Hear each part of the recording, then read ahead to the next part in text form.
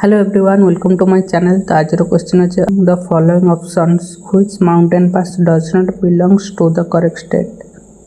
तो ये mountain pass देछि ता सहित स्टेट देछि कोटा भूल अच्छे हमको फाइंड करबा पे पड़िबो। तो फर्स्ट ऑप्शन अच्छे बारालाचला पास हिमाचल प्रदेश एटा ठीक अच्छे। तापर अच्छे मान्ना पास उत्तराखंड एटा भी ठीक अच्छे। तापर अच्छे जिलीपला अरुणाचल प्रदेश एटा भूल अच्छे। तापर अच्छे नाथुला सिक्किम एटा ठीक अच्छे। तो आम ए जाना आउ कौन कौन अच्छे। फास्ट देखिए हिमाचल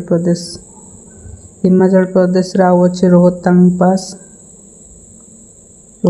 पास आउ अच्छे सिपकिला।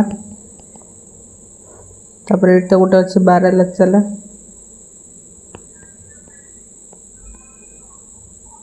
देखिए उत्तराखंड गोटे मान्ना गोटे नीति गोटे लिपुलेख ये सब अच्छे गोटे उत्तराखंड। देखिए अरुणाचल प्रदेश अच्छे बुमला बोमडिला सेलापास एति अच्छे अरुणाचल प्रदेश रे। लास्ट देखिए सिक्किम रे अच्छे नाथुला जिलीपला आउट नाकुला